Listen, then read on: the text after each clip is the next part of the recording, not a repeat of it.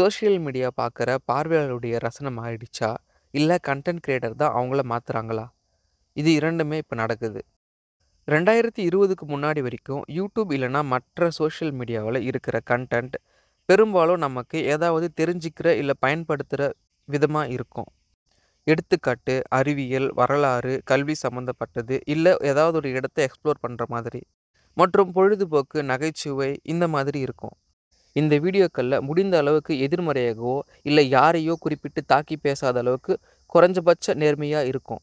ஆனா இப்ப இருக்கிற பெரும்பாலான கிரியேட்டர் எந்த பொறுப்பும் இல்லாம உருவகேலி, சாதி, மதம், நிறம், குழந்தைகள், பொதுவெளி இப்படி எதையும் பார்க்காம என்ன வேணாலும் சொல்லி என்ன வேணாலும் செஞ்சு கன்டென்ட் கிரியேட் பண்றாங்க.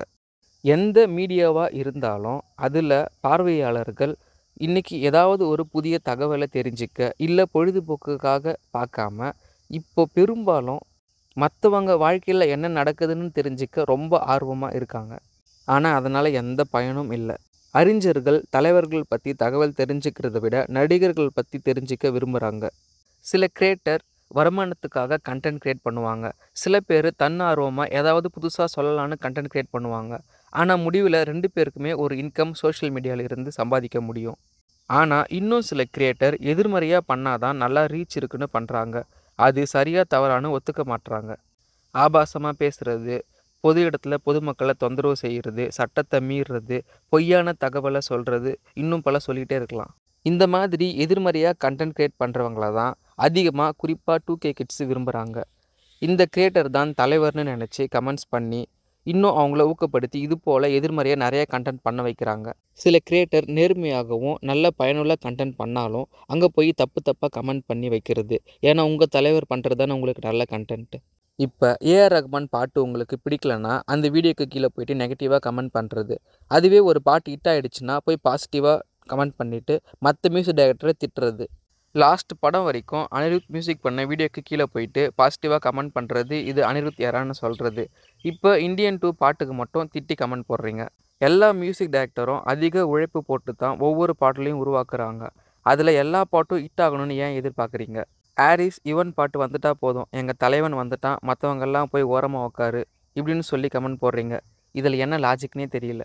தப்பாக அசிங்கமாக கமெண்ட் பண்ணுறது, உருவகேலி பண்ணுறது, விஜய்க்கு சம்மந்தமே இல்லாத வீடியோவில் போயிட்டு தளபதி ஃபேன்ஸ் அசெம்பிளியர்னு கமெண்ட் பண்ணுறது, எதையோ யாரையோ பற்றி ஒரு வீடியோ போட்டால் சம்மந்தமே இல்லாமல் ஒரு கடவுளையோ ஒரு மதத்தையோ அதில் போய் கமெண்ட் பண்ணுறது, சினிமாவை அரசியலாக்குறது, அரசியலை சினிமாவாக்குறது, இன்னும் சொல்லிக்கிட்டே போகலாம். இந்த வீடியோவுக்கு என்னென்ன கமெண்ட் வருதுன்னு பார்க்கலாம். நாம் நிறைய விஷயத்த பார்க்குறோம், நிறைய விஷயத்த கேட்குறோம். ஆனால் அது எல்லாத்துக்கும் நம்ம ரியாக்ட் பண்ணணும்னு தேவையில்லை. கமெண்டில் போய் கருத்து சொல்கிறேன்னு சொல்லி சம்மந்தம் இல்லாமல் யாரையோ கோர்த்து அவங்களுக்குள்ள சண்டையை முட்டி ட்ரிகர் பண்ணி விட்டுடுறீங்க. இதனால் உனக்கோ எனக்கோ எந்த மாற்றமும் இல்லை. ஆனால் சம்மந்தப்பட்டவங்களுக்கு அதிகமான பாதிப்பு ஏற்படுது. எதை பற்றி சொல்கிறாங்கன்னு தெரியாமல் கமெண்ட் பண்ணுறது, வீடியோ ஃபுல்லாக பார்க்காம என்ன சொல்ல வராங்கன்னு புரிஞ்சிக்காமல் போய் கமெண்ட் பண்ணுறது, புரிஞ்சாலும் தப்பாக போய் கமெண்ட் பண்ணுறது. முக்கியமான ஒரு விஷயம், ஒருத்தன் நல்லா சம்பாதிச்சுட்டு நல்லா இருந்தால் ஏன் அதை ஏற்றுக்க மாட்டீங்க? அவன் கஷ்டப்பட்டு வந்ததை பார்க்க மாட்டீங்க. ஆனால் இப்போ நல்லா இருந்துட்டா மட்டும் ஏன் வயிறு எரியுது? சோஷியல் மீடியா வருமானத்துக்காகவும், திறமையை வெளிப்படுத்தவும், நாலேஜை ஷேர் பண்ணவும், பிஸ்னஸை பெரிதாக்கவும் நல்லாவே உதவுது. ஆனால் அதை நேர்மையாகவோ பொறுப்பாகவோ பண்ணாமல் சில பேர் தப்பாக பண்ணி அதை பார்க்குறவங்கள பண்ண தூண்டுறாங்க. உங்களை பார்த்துட்டு அதையே எல்லாரும் பண்ண ஆரம்பித்தா என்ன ஆகுறது? ஒரு விஷயத்த இல்லைனா ஒருத்தரை பற்றி தப்பாக மிஸ்லீட் பண்ணி பேசுகிறது. சரியான நேர்மையான கிரியேட்டரை கொண்டாட தவறிடாதீங்க. தேவையில்லாத கிரியேட்டரை கொண்டாடி மேலும் மேலும் தப்பாக பண்ண தூண்டாதீங்க. டெலிவிஷனும், நியூஸ் சேனல், நியூஸ் பேப்பரும் இப்போ இப்படி தான் இருக்குது.